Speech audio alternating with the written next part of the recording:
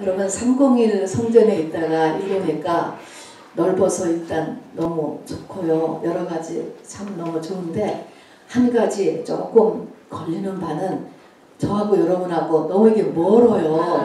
멀으면은요 여러분 이게 전달되는 것이 어려워지거든요. 그래서 여러분이 2배로 집중을 좀 해주시기를 바랍니다. 성경에는요 비밀이라는 것이 많이 있습니다. 하나님의 비밀이다. 그리스도의 비밀이다.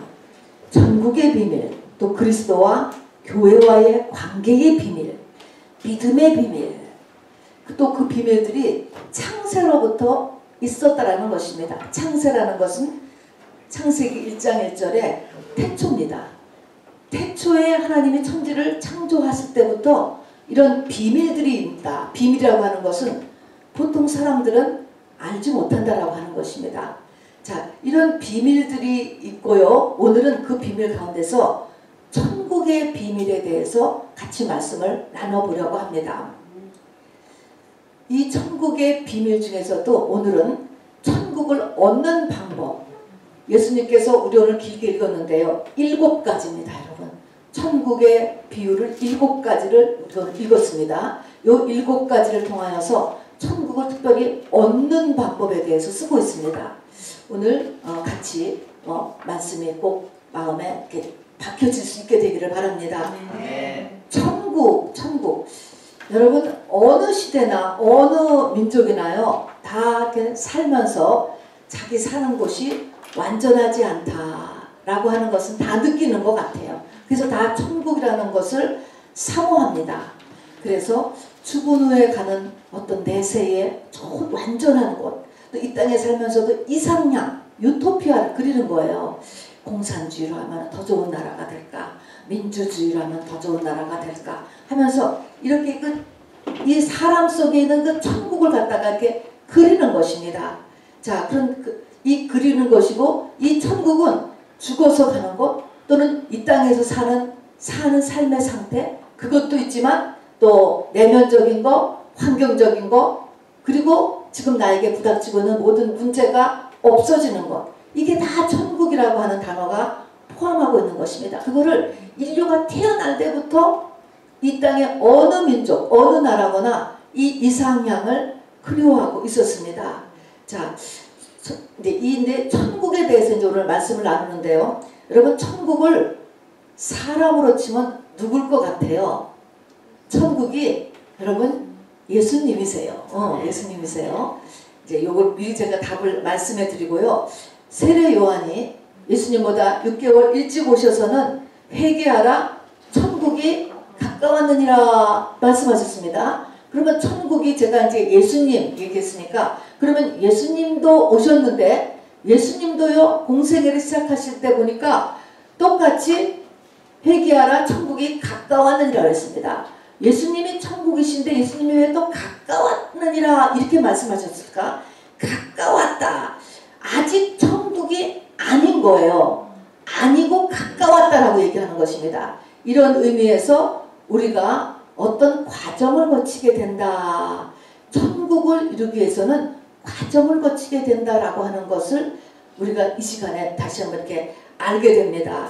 자, 그래서 오늘 마태복음 13장은 7개의 비유로 구성되어 있고요. 이것이 바로 천국에 관한 비유, 더 구체적으로는 천국을 얻기 위한 7가지의 방법인데 그것을 전부 다 비유로 말씀하셨습니다. 여러분 요즘 흔히 보면 천국을 갔다 왔다든가 또 천국을 봤다라든가 그런 간증들이 있잖아요.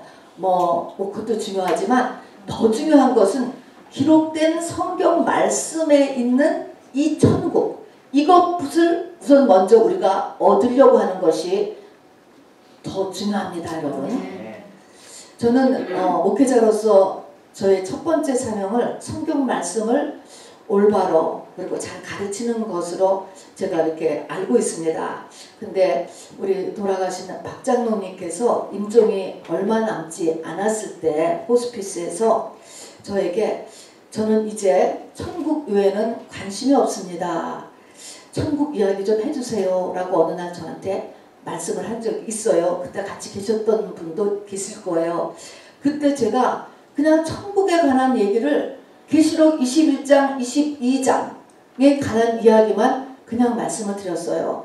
그리고 이렇게 지금 이 천국 이야기 이런 것들은 얘기를 하나도 안 했습니다. 그때 생각에는 이미 시간이 너무 늦었다. 지금 언제 임종이 바로 가까웠는데 이 앞에 이 천국을 얻는 방법을 이야기하기에는 너무 늦었다라고 제가 생각을 했었는데 이 마음에 좀 안타까움이 있습니다. 그래서 제가 이 말씀을 드리는 이유는 여러분 아직 우리에게 이렇게 시간이 있을 때 이 천국 이야기를 들으시고요. 이 천국을 내 삶에서 얻어내라고 지금 말씀하는 겁니다. 바로 임종이 눈앞에 있을 때는 그냥 제가 잘못 생각했는지 모르지만 지금은 좀 늦었다 이런 생각을 제가 했거든요. 그래서 천국 이야기를 그렇게 듣고 싶어 했고요. 또 삶의 마지막 부분에서는 천국 외에는 관심이 없다 이렇게 말을 좀 하셨는데 우리에게도 그렇게 될 수 있을 가능성도 있다라는 것을 알아두시기 바랍니다. 사람이 이 땅의 모든 것에 관심이 다 끊어지고 오직 천국에만 관심이 있는 때 그런데 그 천국이 뚝딱 알았다고 되는 게 아니라는 것입니다. 여러분 천국에 대해서 아무리 알아도 내가 그 천국을 만들어내야 된다라고 하는 사실인 것이죠. 자, 그래서 오늘 마태복음 13장의 말씀을 나누는데요. 마태복음 13장은 이렇게 시작합니다.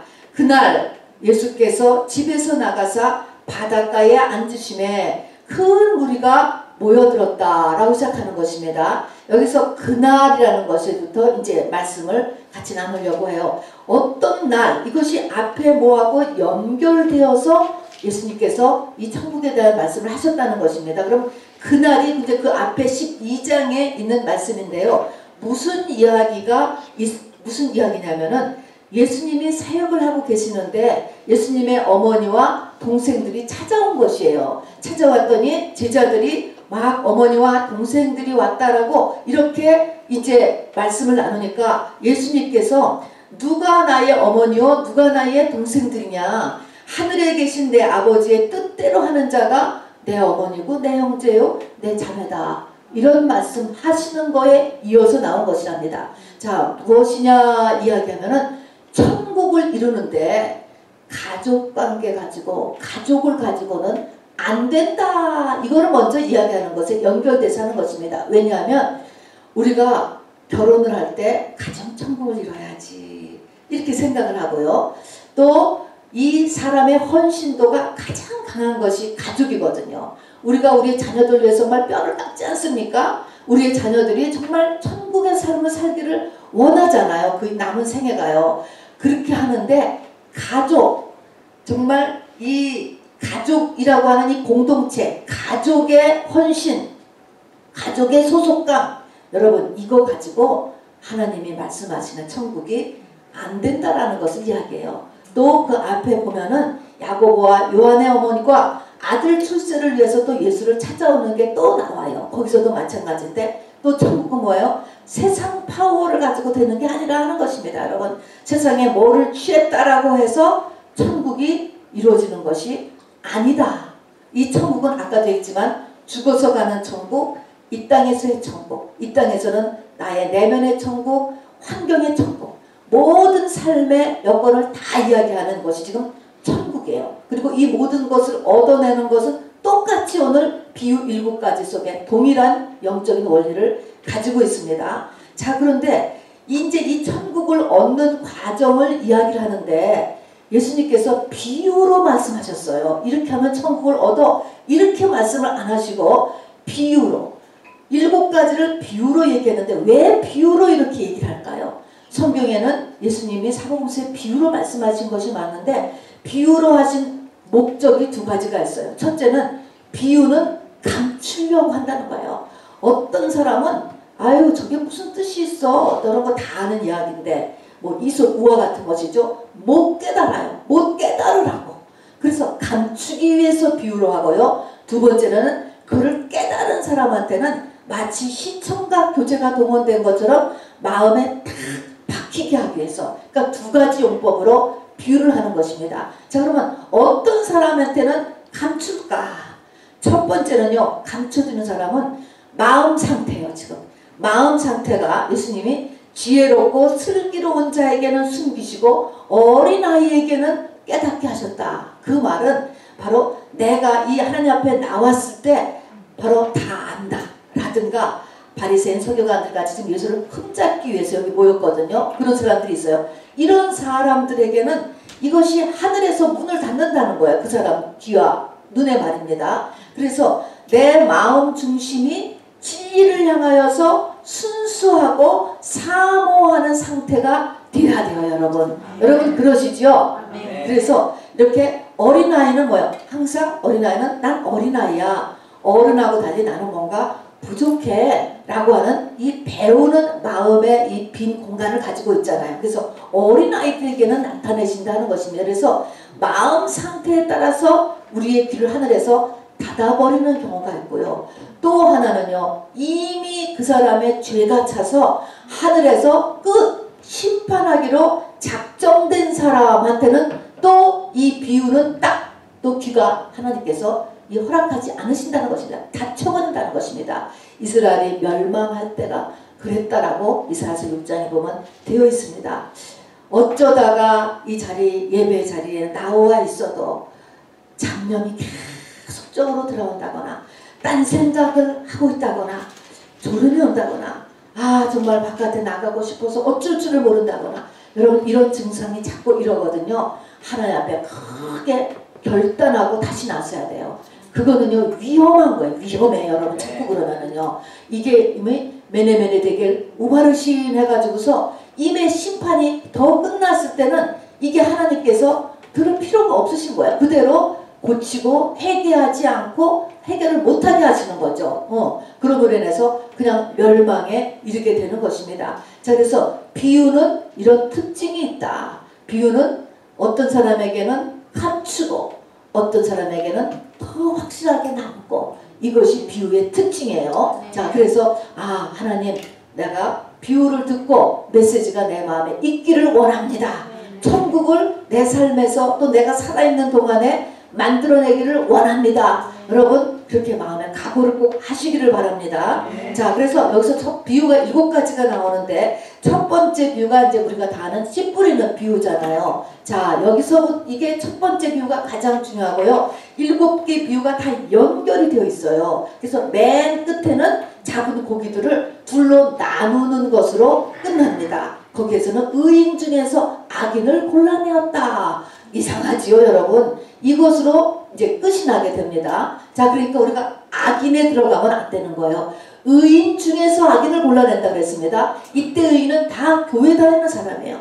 친구로 다 교회 다니는 사람 중에서 골라내서 다시 던져버리는 사람, 세상으로 던져버리는 사람이 다시 있다는 것입니다, 여러분. 그리고 끝날에는 사람이 이제 새 예루살렘 성에 들어가지 못하거나 바로 풀목풀 속에 들어가게 되겠죠. 자, 그래서 우리가 이 악인으로 떨어져 나가지 않게 돼야 되는데, 맨 처음에 씨 뿌리는 비유가 첫 번째 시작이고 가장 중요한데요. 여기서 우리가 알아야 될 것은 천국은 자체 생산되지 않는다는 것부터 알아야 돼요.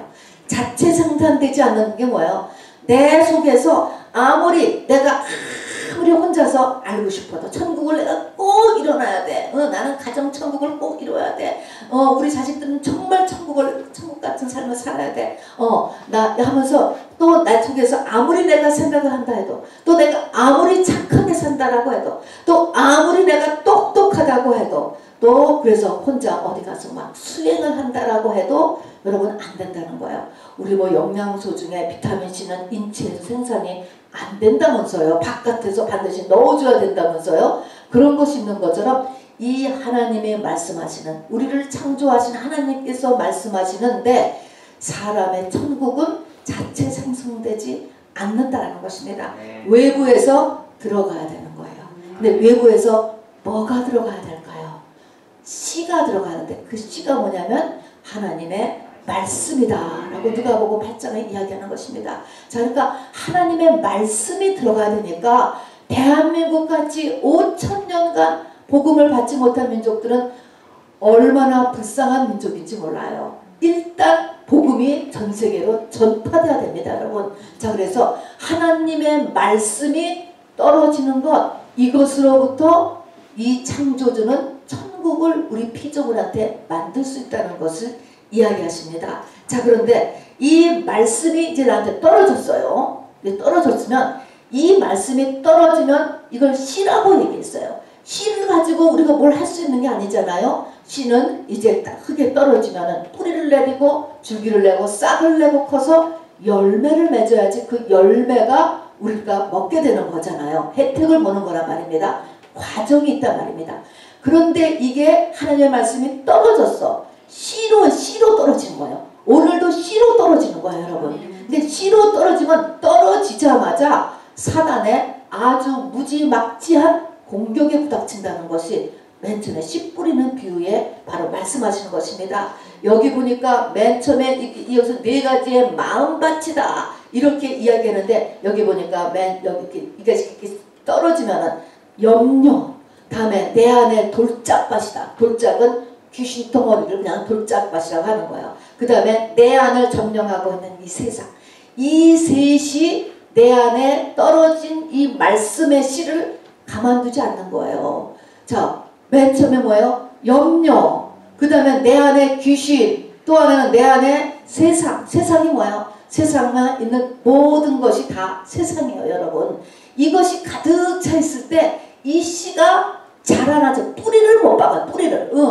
자, 그러면은 이 세 가지에 대해서 하고에 이제 싸움이 일어나야 됩니다. 이 싸움도 역시 이제 서로 상관관계 속에서 내 속에 있는 염려나 귀신이나 세상에 이제 서로 사그러들어요. 이거 내가 의지인 것도 있지만 이것 역시도 성령, 이 씨가 자라면서 이것을 조금씩 없애거든요. 그러니까 서로 상관관계 속에서 없어진다는 것만 알아두시기를 바랍니다. 하여튼 모든 것의 문제는 이 씨에 있습니다. 어쨌든 여러분 이 네 가지 마음밭이 어떤 특정한 사람에게는 이 사람 마음, 이 마음밭만 있다가 아니고 우리 모두의 마음밭이 다 네 가지가 다 있어요, 여러분. 자, 이 다 있는 것 중에 이제 오늘 말씀이 그중에서 착하고 좋은 마음밭이라는 게 떨어졌다 하는 것입니다. 잘 됐죠? 떨어졌어요. 자, 떨어졌다, 이제 떨어졌다라고 하면 이거 떨어졌는데 두 번 떨어졌으면 이제 이것이 이제 뿌리를 내고 이제 싹이 나고 잎이 나고 이제 커갈 거 아닙니까? 자, 이렇게 돼. 두 번째 비유가 뭐냐? 두 번째는 가라지의 비유를 바로 얘기하는 것입니다. 한 씨가 제대로 떨어져서 지금 뿌리를 내려서 이렇게 하려고 하면 두 번째 비유가 뭐냐면 가라지가 가라지 비유를 하셨습니다. 가라지는 뭐냐면 마귀가 와가지고 원수라고 했습니다. 원수가 곡식 가운데 가라지를 뿌리는데 여기 보니까 곡식 가운데 덧뿌린다는 거예요. 덧뿌린다라고 하는 말은 뭐냐면요. 그 위에다가 뿌린다는 거예요. 자, 그 위에 그 위에 똑같은 자리에다가 덧뿌린다. 그러니까 이 두 개가 어떻게 엉기는 거예요. 같이 자라는 것입니다. 자, 그래서 이거를 이제 그러면 뽑아버릴까 그랬더니 그거를 가라지를 뽑다 보면은 곡식까지도 이게 뽑아질 수가 있으니까 그냥 둬라라고 주께서 말씀하세요. 이거를 이제 그림으로 이렇게 보면 당시에 이 농사 짓는 거를 보면은요, 그러는 경우가 있대요. 자, 쌀을 이제 농사를 짓자고 했어요. 그러면 거기다가 덧붙여. 그 자리에 누가 뭔가 딴 거를 심는단 말입니다. 근데 더 강한 거예요, 이것이 심어서 들어가면은 같이 때문에 뿌리를 같이 내려. 뿌리가 같이 엉겨 있다는 거예요. 그러면은 이제 주인이 보고, 아니, 여기 가라지가 있네. 그래서 그 가라지를 뽑으려고 하면은 누가 같이 있어요? 속에서 둘이 같이 엉겨 있기 때문에 그 곡식까지도 같이 뽑아진다는 거예요. 그러니까 여기 지금 예수님께서 그냥 둬라. 추수 때까지 그냥 둬라. 그러니까 가라지가 지금 같이 자라는 것입니다. 거머리같이 붙어 있는 거예요. 여러분, 우리 가운데 이런 것들이 똑같이 일어난다는 것을 알아두세요. 그러면 어떻게 해야 될까요, 여러분? 이거는 공존하는 수밖에 없는 거예요, 지금. 공존을 하면서 여기서 이겨나가려니까 정말로 하나님 앞에 정말 몸부림을 치면서 주님을 붙잡고 나아가야 된다라고 하는 사실인 것이죠. 네. 자, 만일에 이것이 착하고 좋은 마음밭에 잘 뿌려지면 이것이 아까 얘기한 거가 그래서 싹이 나고 열매를 거두게 되면 30배, 60배, 100배의 열매를 맺는다 그랬습니다 여러분. 자 그러니까 30배, 60배, 100배의 열매, 내가 그 말씀을 듣기 위해서 내가 들어간 모든 것이 있어요. 시간도 들어가고 에너지도 들어가고 돈도 들어가고 많은 내 인생의 것들이 들어가잖아요. 그런 것들이 여러분 컴플리트리 30배, 60배, 100배는 많으세요 여러분. 하나님이 충분히 보상을 할 만큼 하나님께서 보상을 해준다는 것입니다. 그러니까 이것이 지금 이제 잘 커야 돼요. 그러니까 착하고 좋은 마음밭에 지금 떨어졌어. 이제 그 흙에 떨어져야 되고, 그 다음에는 떨어지면은 착하고 좋은 마음밭에 떨어진 것에 뭐가 더 튀어져요? 가라지를 마귀가 딱 그 자리에다가 같이 씌워 놓았기 때문에 이제 이 가라지하고의 나한테 떨어지지 않는, 아 나도 좀 안 그랬으면 좋겠는데 내가 왜 이럴까, 또는 또 어떤 종류의 문제일지는 사람마다 다 다를 텐데 이렇게 그냥 안 떨어지고 못 떨어지고 하는 그런 문제가 부닥치게 된다는 거예요. 우리의 믿음 생활은 이거를 그냥 갖고서 주님을 붙잡고 더 몸부림쳐야 한다는 것입니다. 자, 근데 여기서 이겼어요. 이제 여기서 이기면은 그 다음에 세 번째 비유가 겨자씨의 비유예요. 자, 그리고 네 번째가 겨자씨 다음에 누룩이거든요. 겨자씨, 누룩 특징은 뭐냐면 아주 작은 거예요. 겨자씨는 후춧가루의 하나와 같대요. 또 누룩도요, 얼마나 그 한 점이 작겠어요. 겨자씨 하나, 누룩. 그런데 겨자씨는 뭐냐면 이제 세 번째 비유가 겨자씨 비유인데요. 이 겨자씨는 내가 첫 단계인 착하고 좋은 마음밭으로 말씀을 받았고, 그 다음에 가라지가 나한테 들러붙었지만 이 가라지를 내가 막 이겨나갔다라고 하면 그 나한테 받은 말씀이 아무리 작은 말씀이라 할지라도 여기 보니까 이 겨자씨 하나가 자라나가지고 큰 나무가 되다는 거예요. 나무가 돼서 그 밑에 많은 사람이 쉴 정도로, 와, 작은 말씀, 사소한 말씀, 적은 말씀, 아주 쉬운 말씀인 것 같은데도 그 말씀이 놀랍게 내 인생의 축복으로 바뀌어진다라고 하는 것을 성경이 이야기하고 있습니다. 자, 그래서 정말 그 쉬운 거예요. 너희는 먼저 그의 나라와 그의 의를 구하라. 그리하면 이 모든 것을 더하여 주시라. 이 말씀을 내가 정말 받고, 이 말씀을 내가 쭉 말씀을 듣고 깨닫고 행하는 거거든요. 심어져서 자란다는 것은 이것을 계속적으로 이거 하면은 이게 겨자씨가 큰 나무가 되듯이 내 삶에 놀라운 영향력을 미치는 것입니다. 주의를 거룩하게 지키라. 이 말씀 하나도 아주 쉬운 말, 다 아는 말, 알기는 다 알잖아요. 그런 쉬운 말이지만 내가 요 주일 성수 하나라도 정말 계속적으로 듣고 깨닫고 행하는 이 일을 계속적으로 쭉 하다 보면은 이것이 큰 나무가 되어서 거기에 많은 열매를 맺고 많은 사람들이 혜택을 받는, 그렇게 변한다라고 하는 것이 이게 겨자씨의 비유예요, 여러분. 자, 그런데 그래서 이제 우리가 이 겨자씨 비유까지 해야지. 여러분 여기까지 꼭 결단을 할 수 있게 바랍니다. 자, 그런데 이렇게 했을 때 또 반대급부가 있어요. 그 반대급부라면 네 번째 비유가 누룩비예요. 성경은 누룩은 늘 나쁜 영향력으로 나오는 게 누룩입니다. 바리새인의 누룩을 조심하라. 서기관의 누룩을 조심하라. 너희는 적은 누룩이 온 덩이에 퍼지는 것을 알지 못하느냐? 이렇게 있으면 적은 누룩. 이 누룩이 뭐예요? 가루 서마를 다 부풀었다. 자, 하나님의 심한 작은 거라도 큰 나무를 이루는 것이 아니고 마귀도 작은 건데 온 누룩을 다 부풀린다는 것입니다, 여러분. 온 누룩이 온 가루 서마를 다 악영향을 준다. 이 말씀을 하는 것입니다. 마귀도 똑같은 거예요. 자, 그래서 사단도 작은 것 같지만 결국은 다 망하게 하는 어떤 그 역사를 일으킨다는 것이죠. 여러분, 고린도 교회죠. 고린도전서 5장에 보면은요, 고린도 교회에 어떤 사람이 자기 스텝마더하고 불륜을 저지른 사건이 있었습니다. 근데 그거를 사도 바울은 뭐냐면, 너희들 그 사람을 왜 안 쫓아냈느냐? 이렇게 얘기하는 거예요. 쫓아내라. 여러분 같으면 우리 쫓아낼 수 있을까요? 왜 안 쫓아냈느냐? 이렇게 이야기를 했습니다.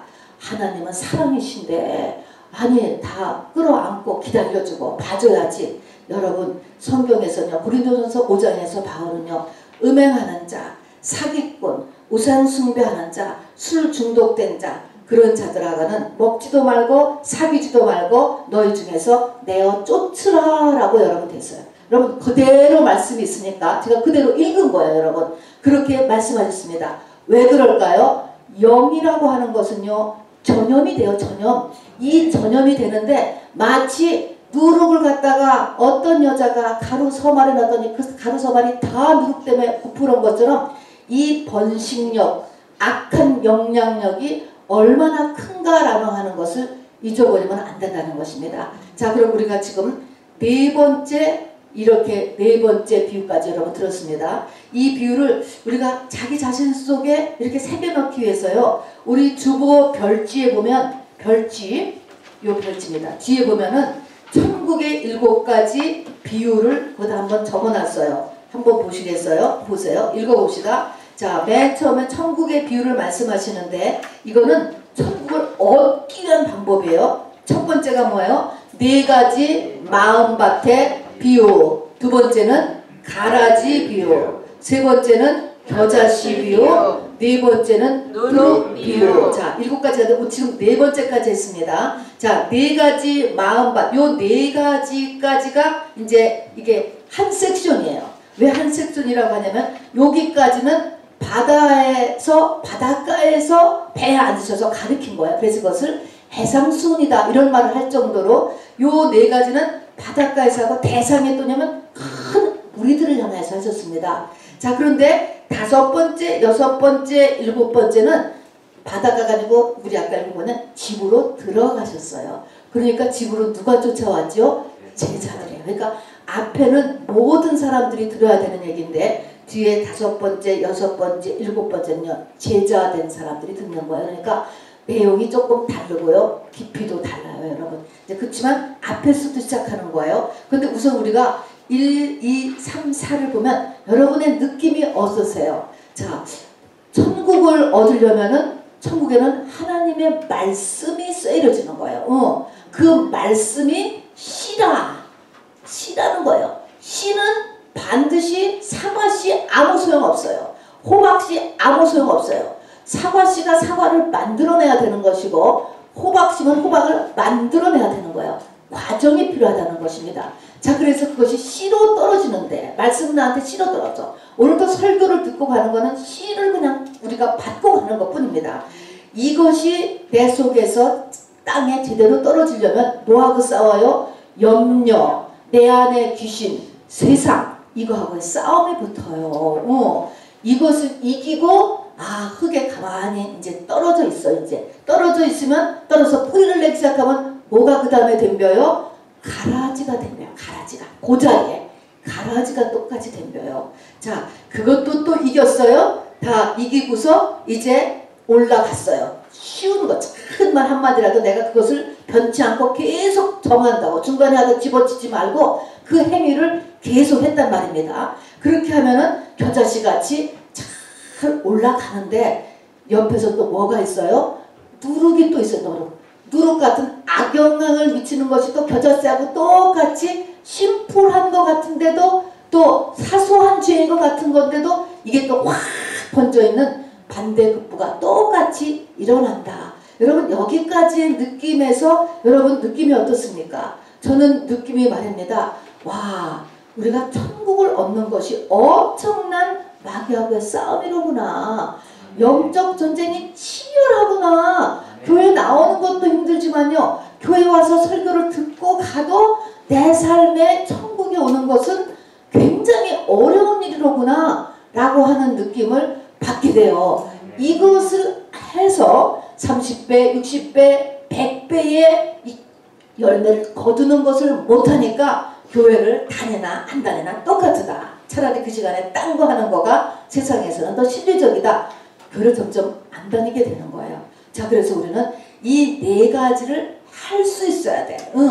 이것이 하나님의 이것을 해서 이것을 이뤄냈을 때 여러분이나 저가 증인이 되는 거예요. 증인.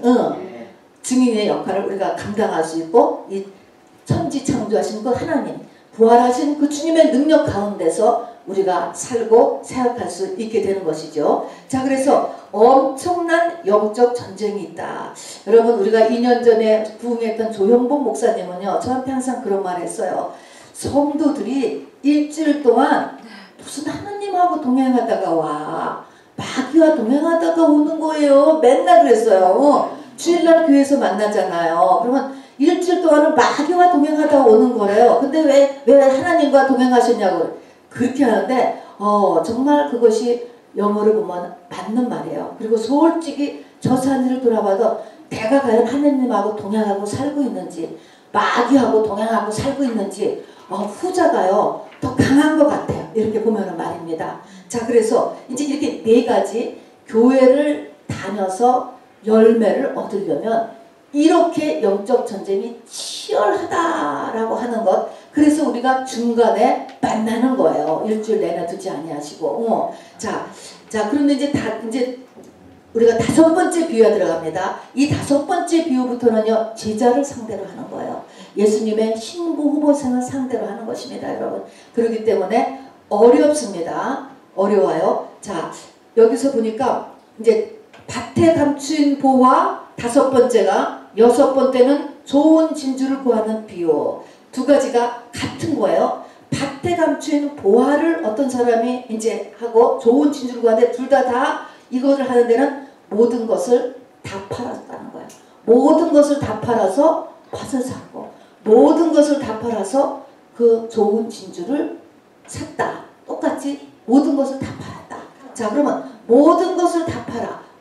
그러니까 우리가 천국을 얻으려면 모든 것을 다 팔아야 된다. 말이 맞아요? 틀려요? 맞지? 맞지? 우리가 그전에도 우리가 제자 되기 위해서 이 땅의 모든 것을 다 너의 소유를 포기하지 않으면 해서 망대를 짓는 계산, 너 이렇게 전쟁하는 거 그렇게 계산을 잘해라 라고 하는 것을 배우면서 모든 것을 다 팔아야 된다. 이걸 했는데요. 과연 한번 생각을 해보세요. 우리가 모든 것을 다 팔을 수가 있는가?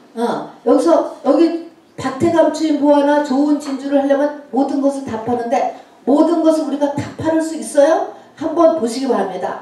다 팔려지는가 보세요. 이거는 안 되는 거예요. 모든 것을 다 팔아. 나의 모든 것을 다 파는 건 안 돼. 그런데 안 되는데 우리가 성경에서도 보니까 12제자도 다 못 팔잖아요. 예수님의 십자가 지는 것을 보고선 도망가잖아요. 자기 목숨 두려워서 도망가지 않습니다. 못 팔아요. 자, 그러면 이 말씀을 우리가 처음 이 메시지를 여러분이 그 전에 그냥 들었을 때는 이제 1차적으로 이 성경을 설교를 들었을 때는 그냥 모든 것을 다 팔아야 우리가 예수를 얻는데 모든 것을 다 팔아야 천국을 얻는데 오케이. 이제 거기까지. 근데 오늘은 이제는 우리는 항상 이제 우리 다음 단계로 말씀을 우리가 배우니까 이것은 우리는 사실은 못 팔고요. 이것을 다 자기의 것을 다 팔으신 분은 한 분밖에 없어요. 예수님밖에 없어요. 예수님은요 다 팔았어요. 다 팔아서 누구를 샀어요? 신부를 샀어요. 이미 이 땅에 모든 사람을 다 사셨습니다. 이미. 자, 그래서 우리가 어떻게 다 팔 수 있느냐면은 다 파신 예수님의 영이 내 안에 들어와서 해주셔야 팔게 돼. 안 그러면 여러분 못 놔. 돈도 못 놓고 자식도 못 놓고 내 목숨 못 놓는다니까. 여러분, 사람은 놔지지가 않는 존재예요. 이거는 주님만이 하실 수 있어요. 자, 그러니까 이거는 우리가 주님이 해주셔야 되는구나 라는 거를 알면서, 그런데 이게 도대체 무슨 말인가 이렇게 보면, 그러니까 모든 것을 다 판 분은 예수님인데 여기서 이 예수님이 그러니까 지금 어떤 사람이 밭을 사는데 이 밭을 왜 사냐면은 그 밭 속에 보화가 있는 것을 보고 그 밭을 감춰놓고 가가지고 그 자기 소유를 다 팔아서 이제 그 밭을 샀다. 이렇게 얘기를 하는 것입니다. 여기서 이제 이것이 제자들을 향한 말씀이기 때문에 우리에게 영감이 필요해요. 여기서 영감은 항상 시간을 뛰어넘어요. 막 뛰어넘어서 얘기하는 것입니다. 이것은 무엇을 얘기하냐면요. 신부 후보생을 발견한 것을 얘기하는 것입니다. 여러분, 신부 후보생을 발견하고 바로 예수님이 기뻐서 돌아가서 이제는 그 신부 후보생 안에 들어가려고 신부 후보생을 이제 자기 것으로 하려고 일을 하신다. 이거를 이야기하는 것입니다. 자, 그래서 그러면 누가 신부 후보생인데요? 그거는 창세전에 택함 받았다라고 밖에 얘기할 수가 없어요. 자, 우리가 신부 후보생의 어떤 증상이라든가 인생에 엮여져가는 과정이 가는 것은 우리가 지난 금요일에도 배웠고 야곱이죠. 우리가 여러 군데에서 많이 배웠습니다. 자, 그 사람을 예수님이 발견했다는 거예요. 자, 그래서 이제 발견해서 이제 그 속에 들어가는 거예요. 이것을 사도 바울은 그렇게 된 자기 자신을 질그릇 속에 보화가 담겼다 이렇게 표현을 했어요. 이때의 보화라고 하는 질그릇 속의 보화, 이 모습이 질그릇 속에 있는 보화가 똑같은 단어가 법궤요. 법궤. 나무 깃짝이에요. 법궤도 사실은 깃짝 속에 하나님을 상징하는 것들이 들어있거든요. 법궤 또는 노아의 방주, 그것도 똑같은 보화예요. 보화. 또 아기 모세를 담은 갈대 상자, 똑같은 원어로 쓰여졌다는 것입니다. 하나님의 보배예요. 보배함. 하나님의 보화가 그 속에 들어있다는 것입니다. 자, 그래서 하나님도 신부 후보생을 발견하고서는 이제 내가 그때가 밭이 되는 거예요. 이 밭에 보화를 발견한 거는 아직은 우리가 보화가 아직 안 됐는데 예수님은 그걸 보화를 보고 주님이 그 속에 보화이신 주님이 들어가면 내가 보화가 되는 거잖아요. 근데 주님은 그냥 보화로 보는 거예요. 들어갈 것으로 보는 것이 시간을 뛰어넘어서. 자, 그래서 주님이 내 안에 들어오시기 위한 작업을 주님이 하신다는 것이죠. 자, 그래서 그런 작업을 이제 하시는데 이 보화가 감추인 밭을 보니까 아까 그 사람이 여기 보니까 밭에 감추인 보화를 보니까 그 사람이 보화가 숨겨져 있는 밭을 발견하고 가서 그 밭을 숨겨놨다 그랬잖아요. 숨겨놔. 이게 숨겨놓는다는 말이 뭐냐면 하나님의 이 창세전에 택한 백성들을 또 여기에 보화가 담기는 것, 또 이 보화가 완전히 100% 담겨져서 정말 사도 바울같이 질그릇 속에 담긴 보화, 법궤, 노아의 방주 이런 거가 딱 되기 전까지 마귀가 이걸 가만두지 않기 때문에 하나님께서는 숨기신답니다. 숨기시지 않으면 숨긴다고 해도 이 보화는요 빛이거든요. 빛은 저절로 등경 위에다가 이렇게 놓게 되고 산 위에 놓게 되고 해서 저절로 비춰져. 비춰지면 이 마귀가 가만두지 않는다는 거예요. 그래서 최대한도로 숨긴다라고 하는 것이 성경이 이야기하는 것입니다. 여러분, 예수님이 탄생할 때 비밀이 샜잖아요. 예수님이 여기서 탄생한다 라고 하는 이 비밀이 새니까 헤롯이 어떻게 했습니까? 근처에 있는 2살 아래 사내 아이들을 다 죽여버리라고 그랬잖아요. 이런 것이에요.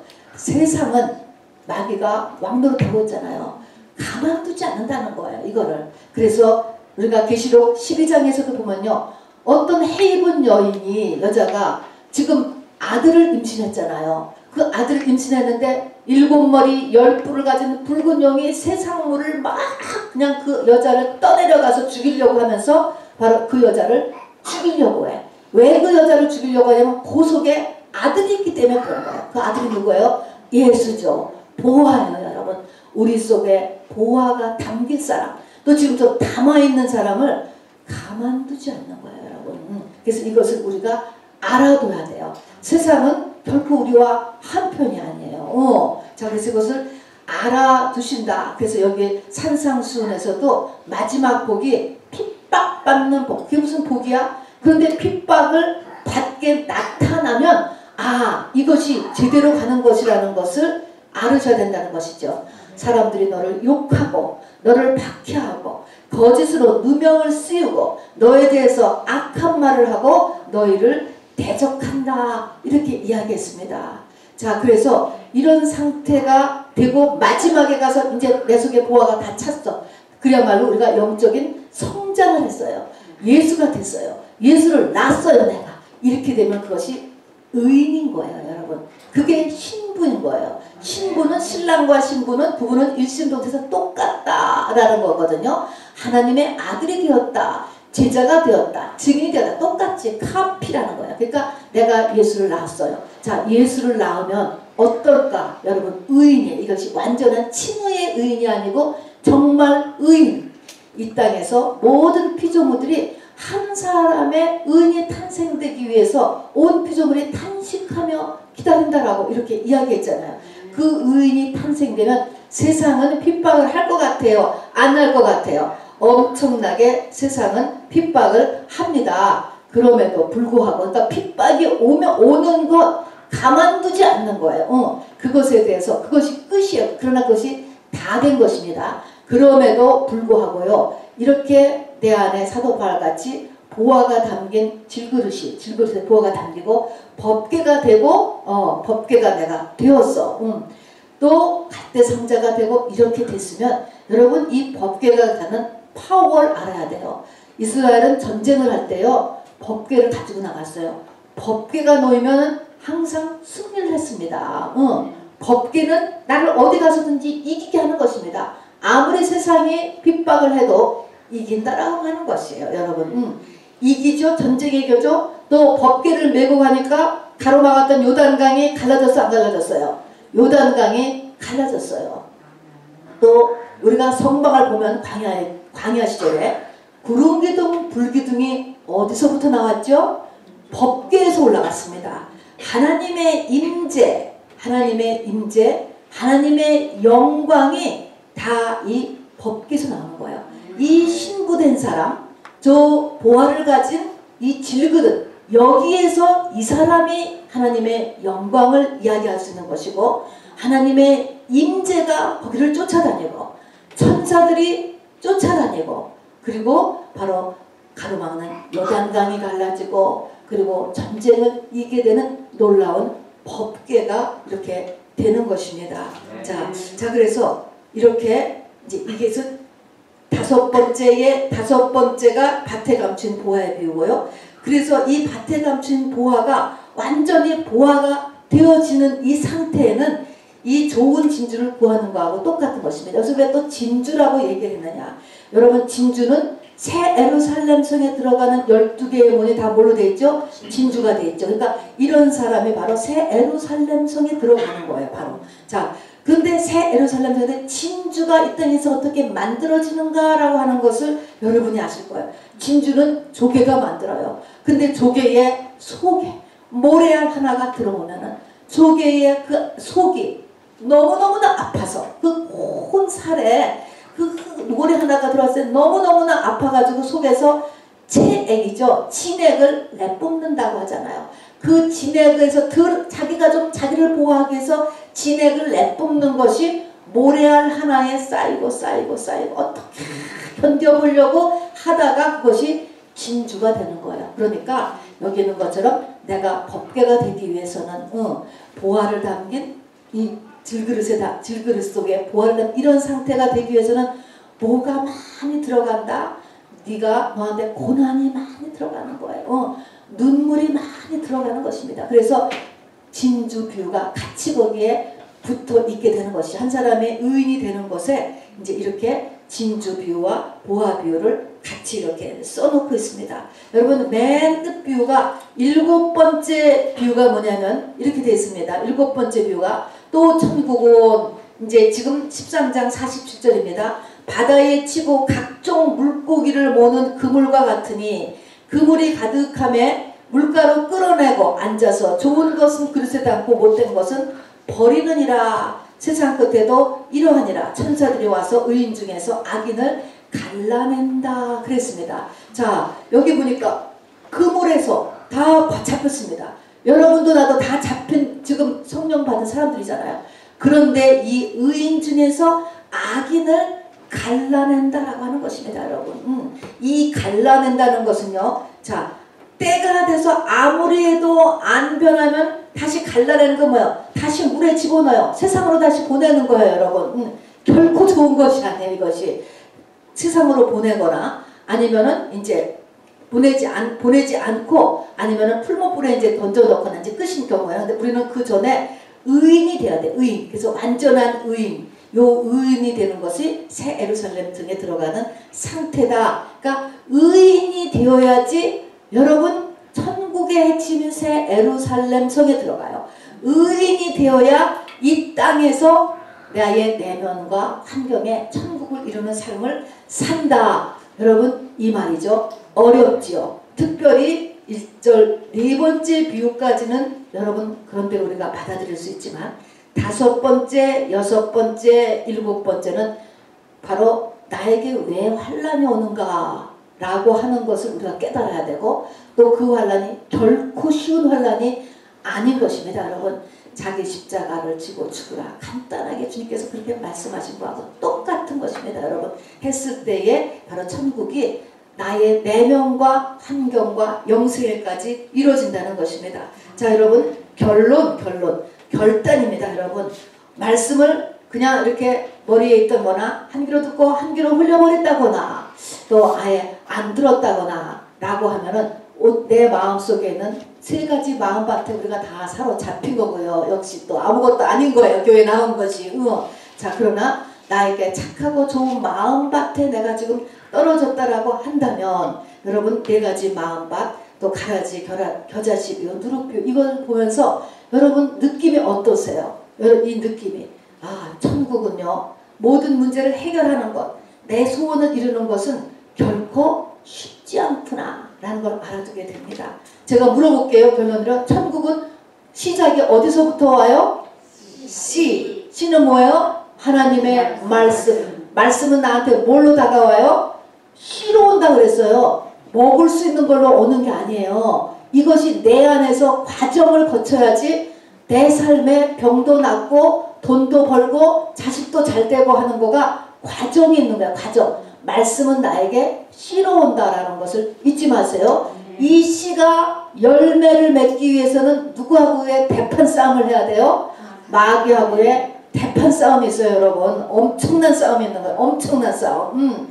귀신 쫓을 줄 모르면은요 여러분 절대로 마지막 때 이길 수 없습니다. 여러분 자 여기에서 염려, 세상, 귀신, 덧부린 가라지 또 주변의 그 강력한 누룩의 영향력 이 3가지를 우리가 이겨내면 내야 되고 그 다음에는 이제 우리 속에 있는 제자의 반열로 부르시는 사람한테는 바로는 이렇게 우리를 내 속에 들어오시기를 원하시는 하나님 들어오셔서 나의 주인 노릇을 하기를 원하시는 하나님 나 전체를 포제스하기를 원하시는 성령님 거기에 우리가 맞춰가는 그리하여서 천국을 이뤄내는 저와 여러분 되기를 그러니까 이것이 금방 안 되잖아요. 임종에 가까운 사람은 이걸 하기가 어려울 것 같아요. 여러분 자 그렇게 시간 있을 때 우리가 하는 저와 여러분들에게 주님의 이름으로 축원합니다. 우리 이 시간에는 찬양하고요. 오늘 성만찬 있습니다. 같이 하도록 하겠습니다.